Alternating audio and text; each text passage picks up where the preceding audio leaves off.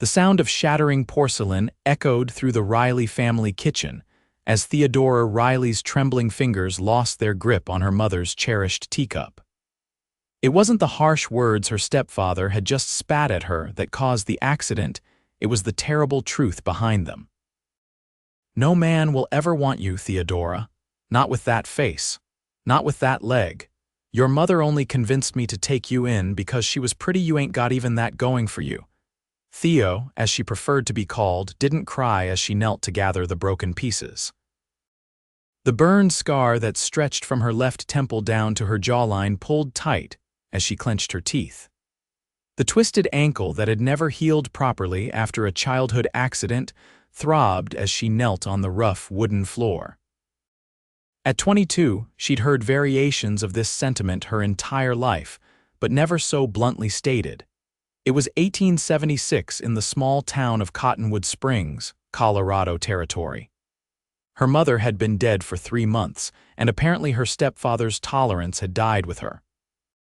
"I've arranged for you to go west," he continued, not bothering to help her clean up.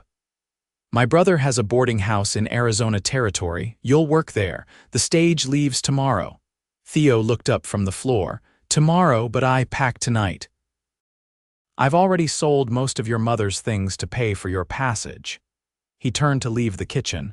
"Be grateful. At least out there you might make yourself useful to someone."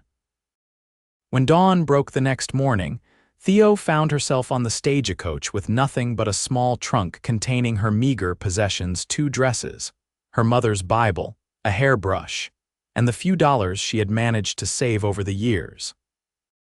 As the coach pulled away, she didn't look back at the only home she'd ever known. There was nothing left for her there but painful memories. The journey west was long and arduous. Each bump in the road sent shocks of pain through her bad ankle, but Theo refused to complain. Her fellow passengers, a banker and his wife, a traveling salesman, and an elderly widow barely acknowledged her existence, their eyes sliding past her scarred face as if she were invisible. After nearly 2 weeks of travel, the stagecoach rolled into Rattlesnake Gulch, a dusty mining town in the Arizona Territory. The banker's wife, who had spent the entire journey complaining about the heat and the dust, wrinkled her nose as they entered the town. "What a dreadful place," she muttered to her husband. "I cannot imagine who would choose to live in such squalor." Theo gazed out the window at the town. A single dirt road ran through the center, lined with wooden buildings: a general store, a saloon, a sheriff's office, and what appeared to be a small hotel. Men in dusty clothes and wide-brimmed hats milled about, and a few women in faded dresses hurried from one establishment to another. The stagecoach came to a stop in front of a 2-story building with a sign that read, "Zimmerman Boarding House." Theo's heart sank as she looked at the dilapidated structure. Paint peeled from the wooden siding, and several of the windows were cracked. A heavy-set man with a thick mustache emerged from the front door, squinting in the bright sunlight. "You must be John's stepdaughter," he said, his eyes taking in Theo's appearance with undisguised disappointment. "Didn't tell me you was crippled." Theo straightened her shoulders. "I can work, Mr. Zimmerman. I'm stronger than I look." Bert Zimmerman snorted. "You'll have to be. I got 6 miners staying here, plus travelers passing through, rooms in the back. You'll start by scrubbing the floors, then help my wife with supper." Theo nodded, retrieving her trunk from the top of the stagecoach. She struggled with its weight, her bad ankle protesting, but Zimmerman made no move to help her. "Get settled quick," he called over his shoulder as he returned inside. "Work starts now, not when you're ready." The next few weeks passed in a blur of backbreaking labor. Theo rose before dawn to stoke the fires, prepare breakfast for the boarders, scrub floors, wash linens, and help Mrs. Zimmerman prepare the evening meals. Her hands became raw and chapped from lye soap, and her ankles swelled so badly by the end of each day that she could barely walk. The miners who stayed at the boarding house largely ignored her, though she occasionally caught them staring at her scar when they thought she wasn't looking. Mrs. Zimmerman, a thin woman with perpetually narrowed eyes, worked Theo harder than any servant, seeming to take pleasure in finding fault with her efforts. "Can't even fold sheets properly," she would mutter. "What kind of woman are you?" One evening, as Theo was carrying a stack of clean linens up the narrow staircase, her ankle gave way, sending her tumbling backward. She managed to catch herself on the railing, but the linens scattered across the dusty floor below. Useless girl. Mrs. Zimmerman hissed, appearing from the kitchen. "Pick those up and wash them again, and don't expect supper tonight. We don't feed those who don't earn their keep." Theo bit back tears as she gathered the fallen sheets. She hadn't eaten since breakfast, a meager portion of porridge that had done little to sustain her through her long day of work. As she knelt on the floor, the front door of the boarding house swung open, bringing with it a gust of cool evening air. Theo didn't look up, too focused on her task and too ashamed of her clumsiness to face whoever had entered. "Evening, madam," a deep voice drawled.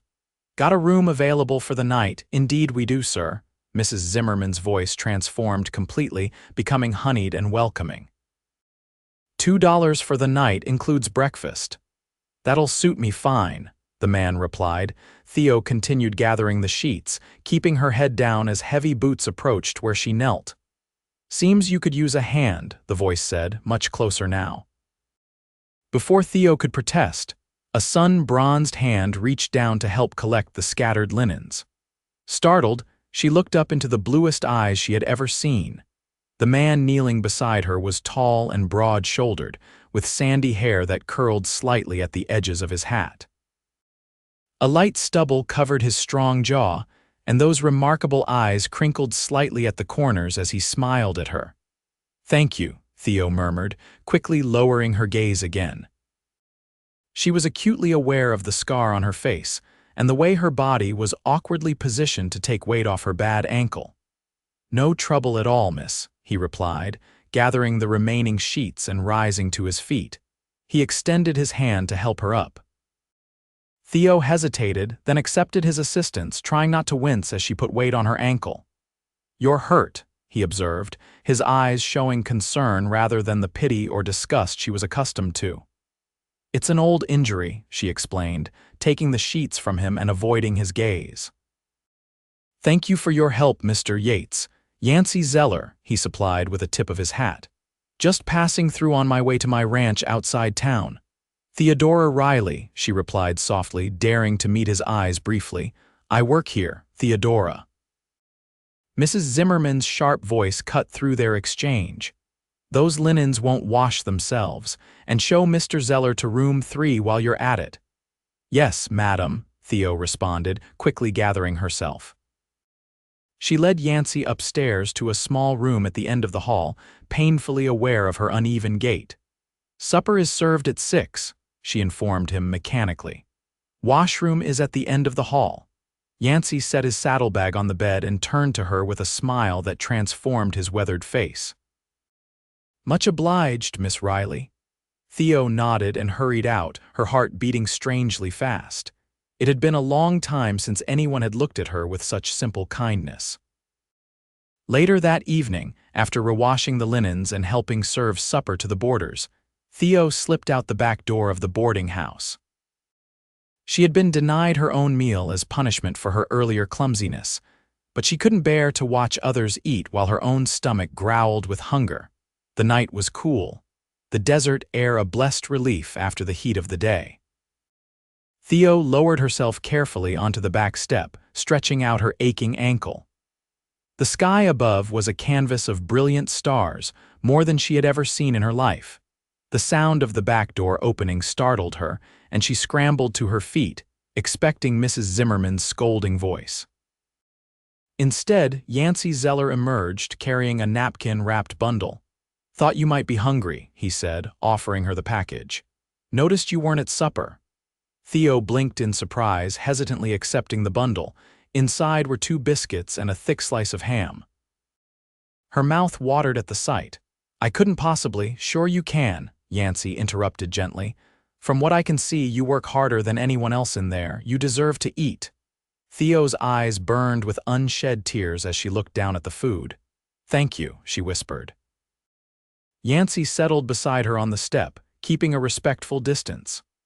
"Beautiful night," he commented, gazing up at the stars. Theo nodded, taking a small bite of a biscuit to hide her emotion. They sat in companionable silence as she ate, both contemplating the vast desert sky. "How long have you been in Rattlesnake Gulch?" Yancy asked finally. "A few weeks," Theo replied. "My stepfather sent me to work for his brother after my mother passed." Yancy's expression darkened slightly. "And they work you like this, without proper meals," Theo shrugged. "I'm fortunate to have a roof over my head." "That's not fortune, Miss Riley. That's the bare minimum of human decency." His voice was quiet but firm. Theo didn't know how to respond. No one had ever suggested she deserved better treatment before. "My ranch is about 10 miles outside of town," Yancy continued after a moment. "Nothing fancy, but I'm making a go of it, raising cattle, horses. It's good land." "You live there alone?" Theo asked, then blushed at her forwardness. Yancy smiled. "Just me and my dog, Scout." "And the livestock, of course."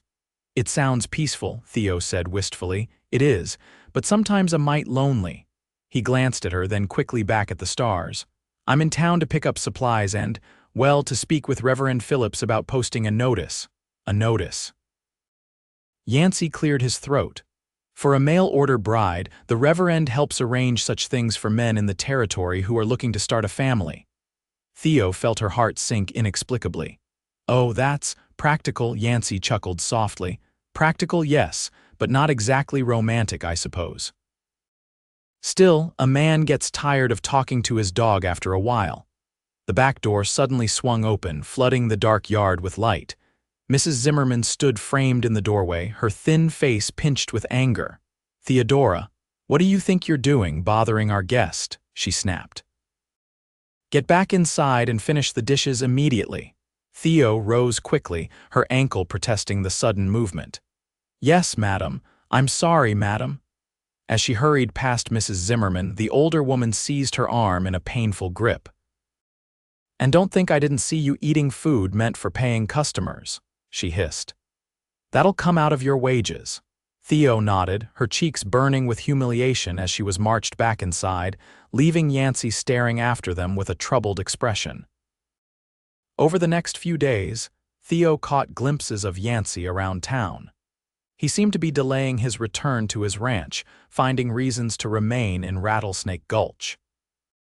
Each time he stayed at the boarding house, he would find small ways to speak with her, complimenting her cooking, asking about her day, or simply offering a smile when no one else was looking. One afternoon, as Theo was shopping for supplies at the general store, she overheard a conversation that made her freeze in place, her hand hovering over a bin of dried beans. "Told him straight out," came Mr. Zimmerman's booming voice from the next aisle. "No sense in him sniffing around my boarding house. Girl might be plain and damaged, but she works hard enough for 3 women, not about to lose free labor because some lonely rancher's standards have dropped." A second voice laughed, the storekeeper, Mr. Hawkins. "Don't see why he's interested anyway. That scar of hers is enough to curdle milk, and she walks like a wounded deer." "Told him no man would want her, least of all one with a promising spread like his," Zimmerman continued. "Said he could do much better with a mail-order bride. One that doesn't come with so many defects." Theo's vision blurred with tears. She set down her basket as quietly as possible and slipped out of the store, limping quickly down the boardwalk. She had no destination in mind, she simply needed to escape the crushing weight of those cruel words. She found herself at the edge of town, where the main street gave way to the open desert. Sinking down onto a large rock, Theo finally allowed her tears to fall. She had been a fool to think someone like Yancy Zeller might see past her flaws. Mr. Zimmerman was right, no man would want her, especially not a handsome rancher with his whole life ahead of him.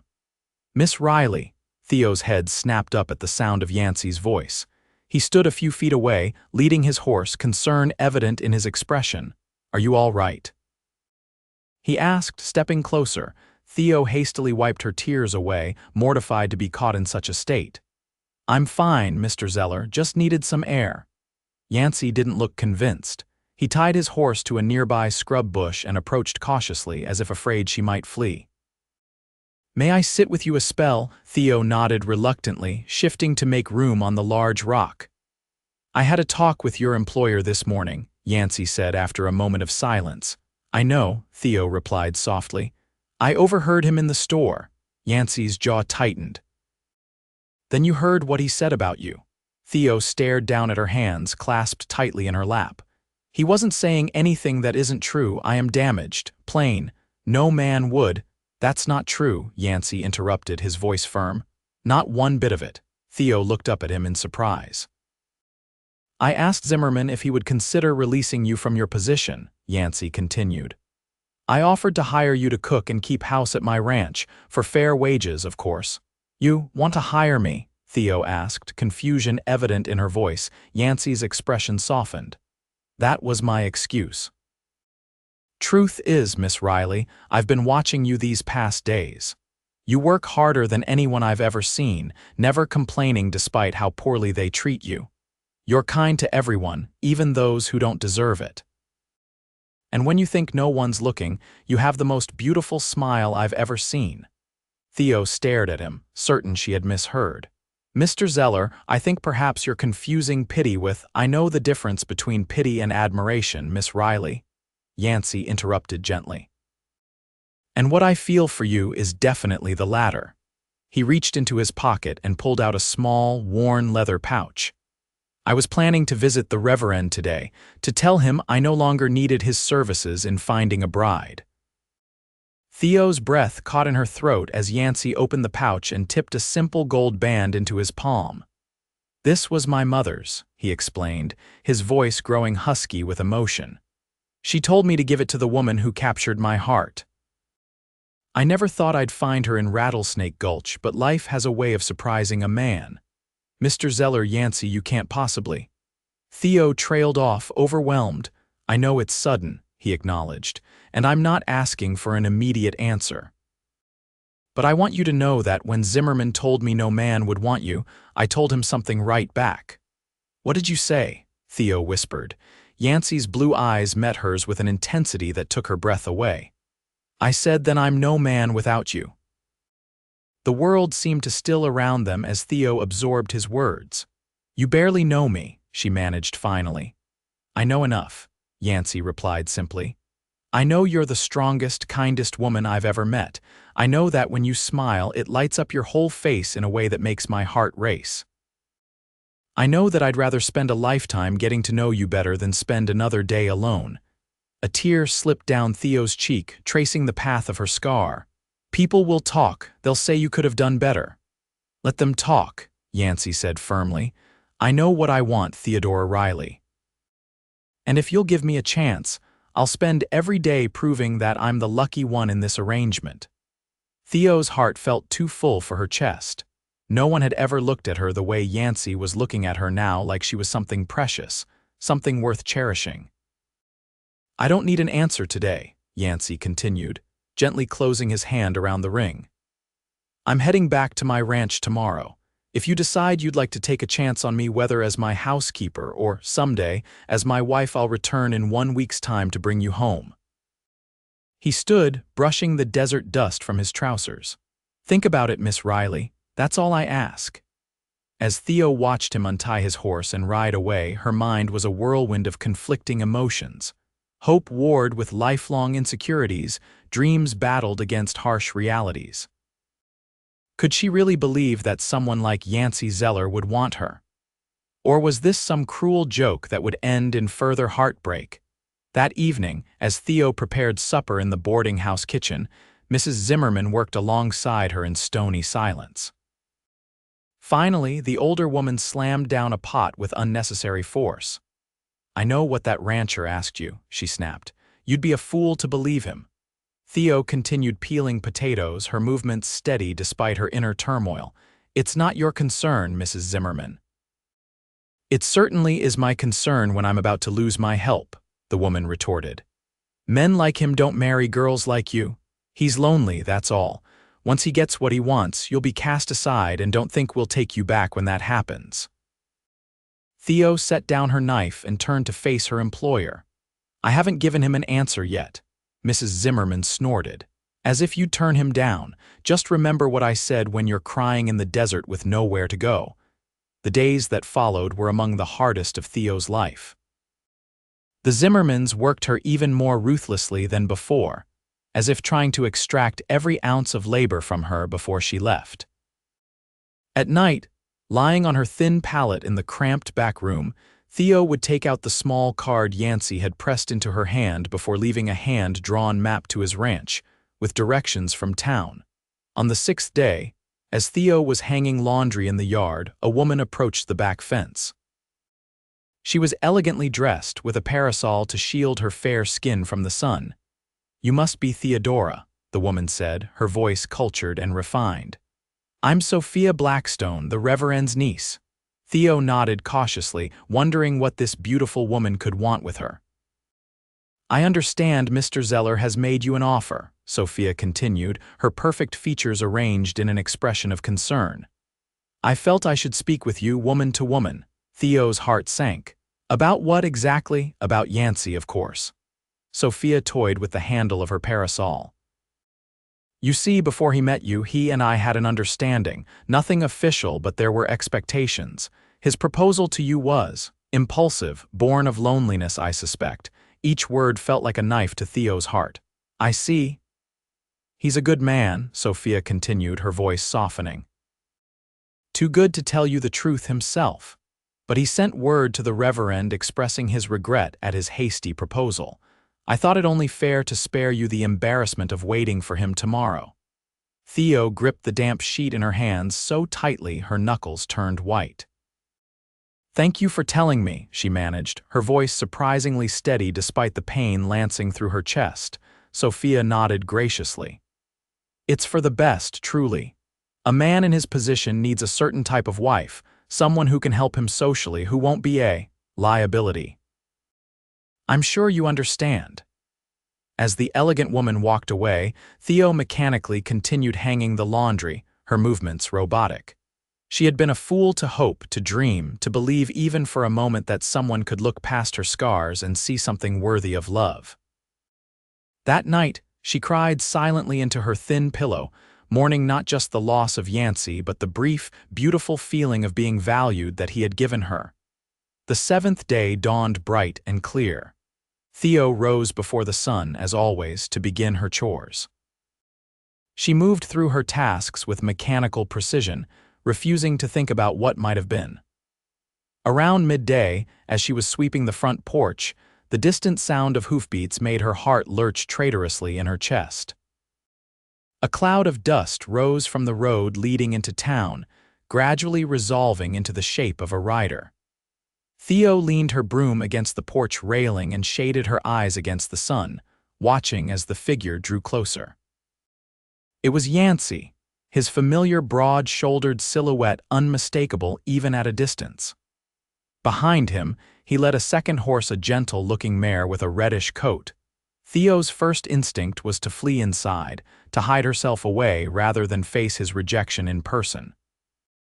But something kept her rooted to the spot, perhaps the last remnants of the pride she had discovered in herself during these difficult weeks. Yancy spotted her as he approached, his face breaking into a smile that seemed to contradict everything Sophia had told her. He dismounted in front of the boarding house, tying both horses to the hitching post before approaching the porch. "Miss Riley," he greeted, removing his hat. "I've come as promised." Theo regarded him warily. "Mr. Zeller, I wasn't expecting you." Confusion crossed his features. "I said I'd return in a week's time. Have you made a decision?" "I believe you've already made yours," Theo replied stiffly. "Miss Blackstone informed me of your change of heart." Yancy's brow furrowed deeply. "Miss Blackstone, I don't understand." "Please don't make this more difficult," Theo said, her voice threatening to break. "She told me everything, how your proposal was impulsive, born of loneliness, how you regretted it and sent word to the Reverend." "What?" Yancy looked genuinely shocked. "Theodora, I've done no such thing." I don't even know a Miss Blackstone. Theo hesitated, uncertainty creeping in. The Reverend's niece. Reverend Phillips has no niece, Yancy stated firmly. His sister never had children. Theo's mind raced as she processed this information, but she seemed so certain. She knew about your proposal. Yancy's expression darkened. The only people who knew were you, me, and the Zimmermans. Understanding dawned on his face. Did this woman happen to be very beautiful, elegantly dressed? Theo nodded slowly. That would be Sophia Wells, not Blackstone. She's been trying to secure a husband with property for years. Guess she set her sights on me. Yancy shook his head in disgust. Theodora, I never wavered in my intentions, not for one moment. Relief and hope warred in Theo's chest. Truly, Yancy confirmed, stepping closer. I meant every word I said to you. More than that, I spent this past week preparing my home, putting in a new cookstove, fixing up the spare bedroom in case you preferred to start as my housekeeper rather than my bride. He reached into his pocket and withdrew the same leather pouch she had seen before. I came here today with my heart in my hands, hoping against hope that you might take a chance on a lonely rancher who fell in love faster than is probably sensible. Theo's breath caught in her throat as Yancy knelt on one knee before her, right there on the dusty porch of the boarding house. Theodora Riley, I'm asking you properly now, will you do me the honor of becoming my wife? Not because you need rescuing or because I need a housekeeper, but because I believe we could build something beautiful together. Tears blurred Theo's vision as she looked down at this man, this remarkable man who saw beyond her scars to the woman beneath. People will talk, she whispered. Let them, Yancy replied firmly. All that matters is what's between us. In that moment, something shifted within Theo. A lifetime of believing herself unlovable crumbled in the face of Yancy's unwavering gaze. Yes, she said, her voice growing stronger with each word. Yes, I will marry you, Yancy Zeller. Yancy's face lit up with a joy so pure it took Theo's breath away. He slipped his mother's ring onto her finger, then stood and pulled her gently into his arms. You've made me the happiest man in the Arizona Territory, he murmured. The sound of the boarding house door slamming open interrupted their moment. Mr. Zimmerman stood there, his face mottled with anger. What's the meaning of this? He demanded. Girl, get back to your chores. Yancy turned to face him, keeping one protective arm around Theo's shoulders. Miss Riley no longer works for you, Zimmerman. She's agreed to be my wife. Zimmerman's mouth opened and closed like a fish out of water. You can't just, she has obligations. Whatever she owes for room and board, I'll pay it, Yancy interrupted calmly. Though considering how you've worked her nearly to death for precious little compensation, I'd say the debt is on your side, not hers. Mrs. Zimmerman appeared behind her husband, her thin face twisted with spite. You'll regret this, she hissed at Theo. When he tires of you and your deformities, that's enough, Yancy cut in, his voice hard as steel. You will not speak to my fiancé that way, ever again. He turned to Theo, his expression softening. Do you need to gather your things? Theo nodded, suddenly eager to leave this place that had been her prison for the past weeks. It won't take long. True to her word, it took Theo only minutes to pack her small trunk with her few possessions. When she emerged from the boarding house for the last time, Yancy was waiting with the horses. This is Penny, he said, indicating the reddish mare. She's gentle as can be. I thought you might like to have your own horse on the ranch. Theo approached the mare cautiously, reaching out to stroke her velvet nose. The animal nuzzled her hand affectionately, making her smile. She's beautiful, Theo whispered, already falling in love with the sweet-tempered horse. Like her new mistress, Yancy replied with a warm smile. He helped Theo mount, making sure she was comfortable before securing her trunk behind his own saddle. As they rode out of Rattlesnake Gulch side by side, Theo couldn't help looking back at the dusty little town that had nearly broken her spirit, having second thoughts. Yancy asked softly, noticing her backward glance. Theo turned to him, the wind catching her hair and the afternoon sun warming her face, scars and all. Not one, she assured him. I'm just saying goodbye to the woman I was. She served her purpose in bringing me to you, but I don't think I'll need her anymore." Yancy reached across the space between their horses to take her hand. "I look forward to knowing the woman you're becoming, Theodora Riley, every day for the rest of our lives." As they rode toward the horizon and their future home, Theo felt something she had never truly experienced before, a sense of belonging, of rightness, of coming home. The journey ahead might not be easy, but for the first time she wouldn't be facing it alone. Reverend Phillips married them 3 days later in a simple ceremony at Yancy's ranch. Their only guests were a few neighboring ranchers and their wives, who welcomed Theo with genuine warmth that brought tears to her eyes. That evening, as Theo stood on the porch of what was now her home, watching the sunset paint the desert in shades of gold and crimson, Yancy joined her, slipping his arm around her waist. "Happy?" he asked softly. Theo leaned into his embrace, marveling at how natural it felt to be loved by this man. "More than I ever thought possible." In the years that followed, Theo and Yancy built a life together filled with hard work, laughter, and deep abiding love. The ranch prospered under their joint care, eventually becoming one of the most successful in the territory. They welcomed 3 children, 2 sons and a daughter who inherited their father's blue eyes and their mother's quiet strength. And if people in town sometimes whispered behind their hands about the beautiful rancher who had married the scarred girl, neither Theo nor Yancy paid them any mind. They were too busy living the truth they had discovered together, that love sees with the heart, not the eyes, and that sometimes the most unexpected matches create the strongest bonds of all.